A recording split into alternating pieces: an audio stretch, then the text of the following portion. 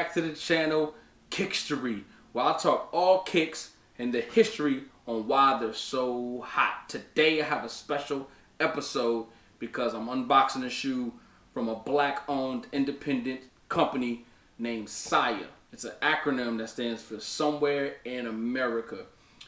And it's owned by a guy named Devlin Carter. That's him right there on the Breakfast Club a couple years ago talking about his whole thing and stuff. A little background on my man Devlin Carter. He was born in New York, I believe Brooklyn, moved to Queens.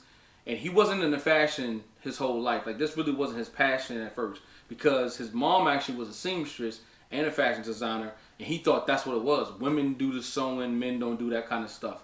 He was the youngest of 8 siblings. And she would actually send him to the store to pick up the fabrics that she would need for the clothes that she would design. Because he was really good at negotiation. Even at 6 years old, he was over there negotiating price for fabrics to get the best deal. And she knew he had a gift for that. His mom actually taught a lot of sewing classes around the neighborhood to people and all that kind of stuff. But he never ever paid attention to it. So he was like, nah, I'm not getting into that kind of thing. So as he's growing up, he's doing regular things. He's into kicks. He's into, looking good, but he really wasn't into actually designing it. What got him actually into fashion design, which is kind of weird, I think, because it might have been something that he was just like in his blood, I guess, because his mom did it. He bought a sewing machine because he had a daughter. He bought a sewing machine one day and was like, I want to make her a dress.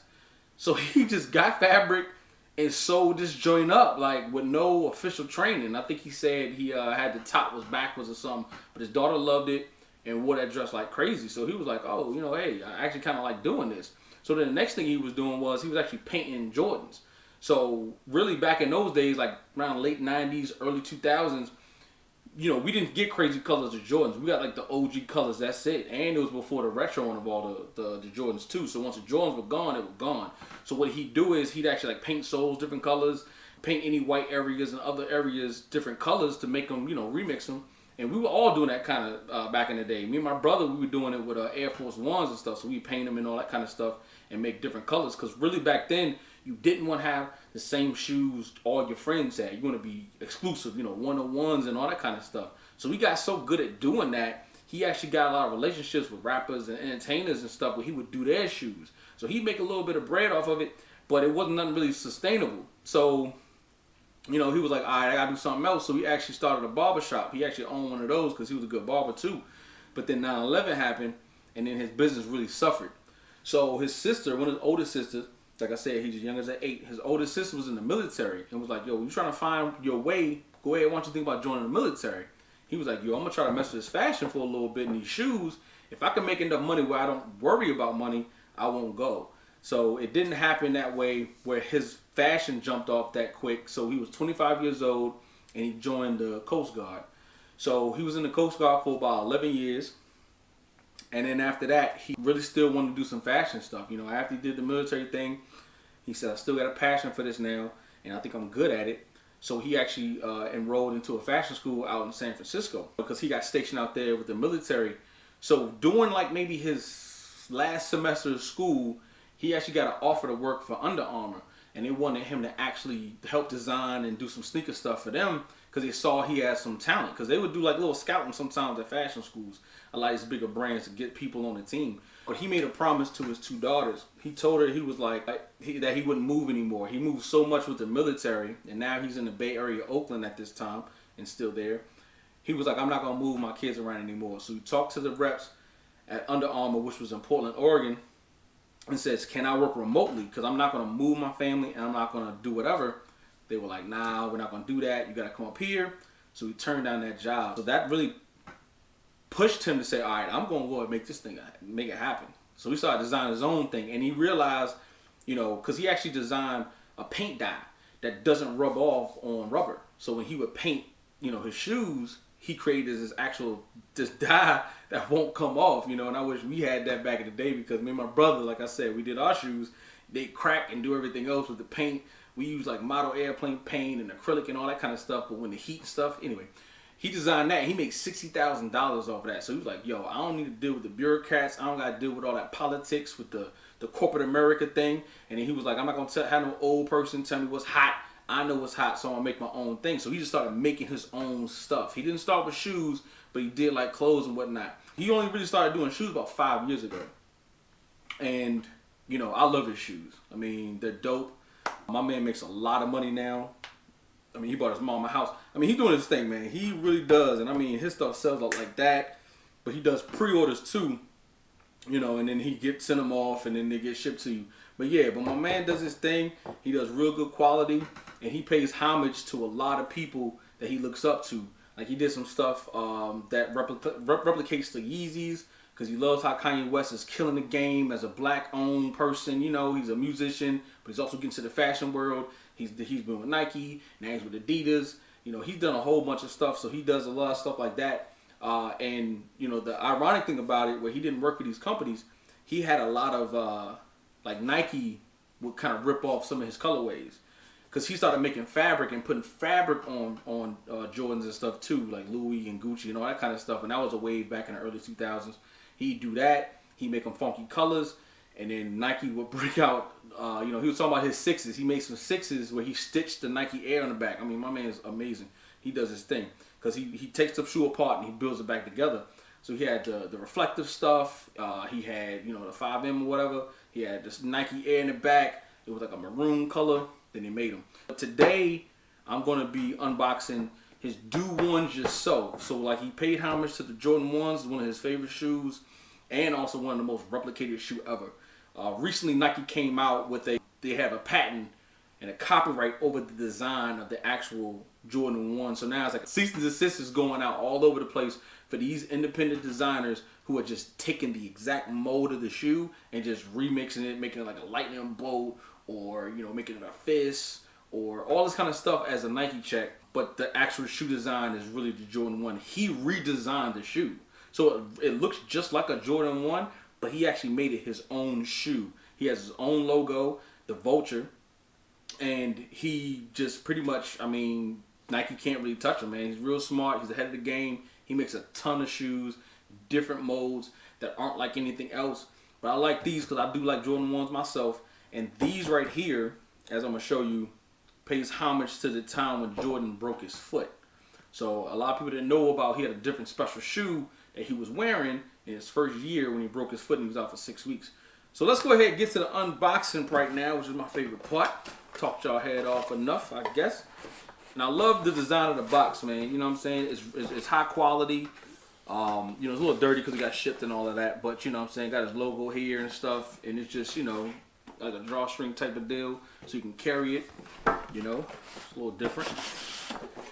Here we go. Here we go. Yeah. Yeah. Oh yeah. Look at these bad boys. Let's just maybe get this one out the way a little bit. Yeah, baby. Boom. So like I said, they look like the Jordan 1s. You know, he has a lot of similarities, but he did different. They're a little bit higher. You know, it's for the ankle support. Like I said, he's paying homage to Jordan, and actually the actual game that he broke his foot or broke a bone in his foot. I believe that was October 30th, 1985. Jordan went down. So yeah, my man, his attention to detail is amazing. You know, because on the tongue, top of the tongue, instead of having like, you know, a Jordan sign or even a SIA, he put a goat to represent Jordan, man, the goat. You know, he the best ever did it and all that kind of good stuff. And I love that he has these little X's for the laces on both sides. You know, where you actually have a second pair of laces in here so you can double lace. And back in the day, we used to do that all the time. I mean, we used to put colored laces in our stuff. We buy them from Foot Action or whatever, Foot Locker, and we double lace it to make it match the shoes. So he kind of brought that back a little bit and got the X's on top too. He pretty much got a tutorial on how to do these. I don't remember. It looked a little intuitive. I don't want to do it. So I'm going to keep these the same in here. I ain't going to mess with it at all. But you know what I'm saying? You can see the toe box. Very similar to the Jordan 1s. You know, he put these little, like, you know, ventilation holes right here on the side. And this right here is just like the shoe that he wore, Jordan, when he broke his foot. Because he needed extra foot support when he decided to come back. I know most of y'all watched The Last Dance and you remember when he was talking about it. You know, it was like a 10% chance he get hurt. He was like, what's a 90% chance I won't get hurt? And I mean, he rolled the dice because he loved playing ball. And he never looked back, really didn't get injured. Then on the other side of the shoe, which I love, you got his logo. SIA, SIA, you know what I'm saying? And you know, from a distance, it kind of look like a Nike check, but it's not. Because you can see on this side, I got his vulture right here. You know what I'm saying? So that X for the eye, they got the beak right here, and then the head, boom. So, yeah, my man's real smart with it. And here's one of my favorite parts of the shoe. Matter of fact,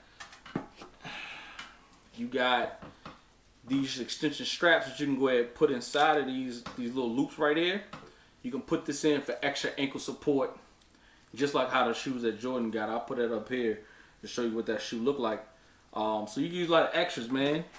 You can all these different kind of laces, neon, black and white ones, because you know they're swap colors on each side, which I like that. That's dope. The insole is an actual X-ray of where Jordan broke the bone in his foot, man. I mean, that joint is dope. I mean, that kind of detail is really what puts him over the top with a lot of these other designers. You know, I mean, because he really just makes sure that his shoes and his clothes are not only high quality, but it also has so much details that tell a whole nother story about the shoe, you know what I'm saying? And I mean, like the woven pattern on top of the shoe, great quality. I mean, these joints are well worth the money, yo. I think I paid about $3 for these, you know what I'm saying? Like $280 or something like that, you know what I'm saying? Which I feel like that's a steal. It's nothing. I love this colorway of J's anyway. But yeah, and then like do ones yourself, because you can switch out the laces, you can put up the ankle support up there, you can change the X's on different colors and stuff. So really you can kind of remix the shoe how you want to and kind of rock them drinks out. So yeah, I'm not mad at it at all. I mean, I've given that dude a lot of money. So on this channel, you're gonna probably see his brand up a couple times, because you know he got some skater shoes that are dope. I love those. He got his vultures, which are kind of like the sock type of stuff. He got like the fly knit material shoes. I mean, he got a whole bunch of kicks, man. And actually, I really like my mans. I like to support, you know what I'm saying, dope independent people who give you something different, man. Because I mean, nowadays, we all wear the same shoes. Whenever Jordan drop, you see 20 cats outside wearing them all together, you know what I'm saying? And I come from an era where we didn't do that. We all wanted to wear something different. And we wanted to actually, you know, stand out. We don't want to look the same. So with these, whenever I wear these out, I haven't worn these ones yet, but when I wear any of his size shoes, people be staring like, what is that? What's going on? Asking where I get them from and stuff. And I put them down and say, yo, follow my man, but you can't get these, because when they sell out, man, they're gone. You know what I'm saying? And then, like, even check out the sole, man. His sole is his own. A lot of cats will have the exact print of the Jordan 1s. You know what I'm saying? You can tell his joints are definitely different. He got his logos up here, down here. It's dope. So, yeah, if you guys get a chance, man, go ahead and cop some of these. You know, because he drops every week. I mean, my man be killing me, yo. I'm running money mess with my guy. But, yeah, every week he drops something. Go to his website, SIAcollective.com. Go follow him, SIA_Collective on Instagram. He'll keep you up to date on all his stuff. Yeah, but I mess with it. I love it. I love it. Something different. You know what I mean? So, yeah, man. Hope y'all enjoyed it. Like, comment, subscribe. See y'all next time, man. All right, we out.